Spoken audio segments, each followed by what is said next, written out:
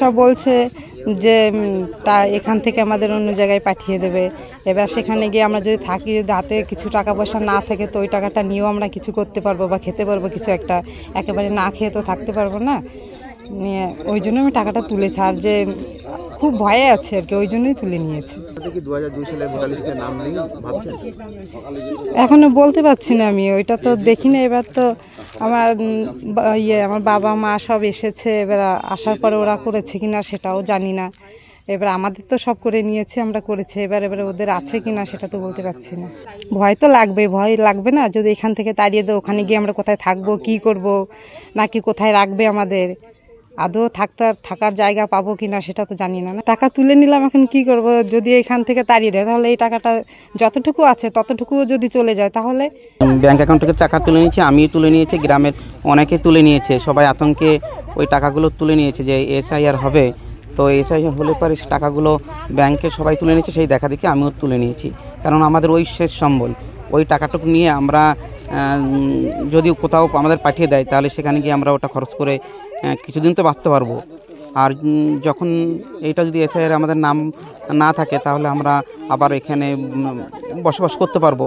আর বসবাস করতে পারলে পরে আমরা আবার নতুন করে হয়তো ব্যাংকে টাকা জমা করতে পারবো।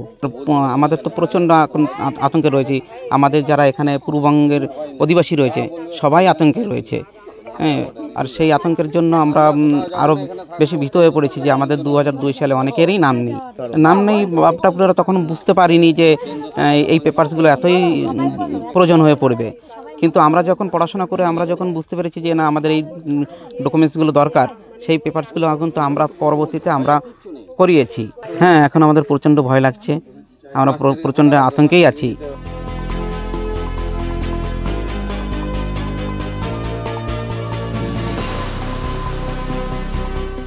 টাকা তুলেছি কারণ শুনেছি যে NRC চালু হবে। আমাদের মা বাবা তো অনেক দিন এসেছে, কিন্তু তাদের তো ভোটার কার্ড যে 2002-তে ছিল কি না আমরা তো জানি না।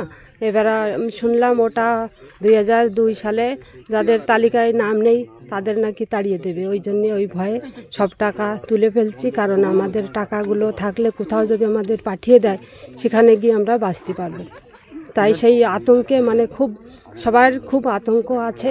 কারণ আমাদের তো ছোটোবেলা থেকে এখানে রয়েছি, কিন্তু আমাদের মা বাবার যে ভোটার তালিকায় যে নাম আছে কি না আমরা তো জানি না।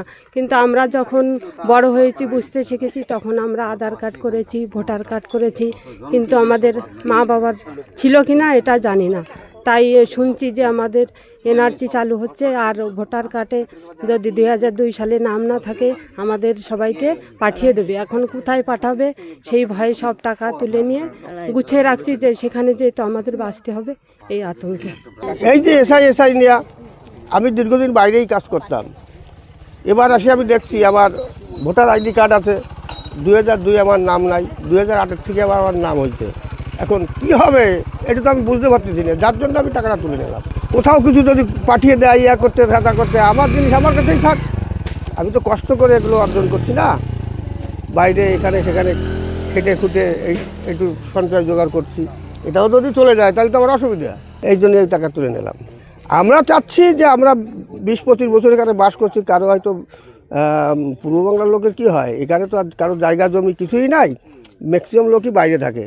এখন এই বিভিন্ন পার্টির চাপে অনেক সময় দেখা যায় যে কারো নাম উঠছে, কারো নাম ওঠে নাই, কিন্তু ভোটার ID কার্ড বানানো ম্যাক্সিমাম লোকেরই আছে। এখন কী হবে এটা তো আমি ভাবতেই নিজেরই লাগছে।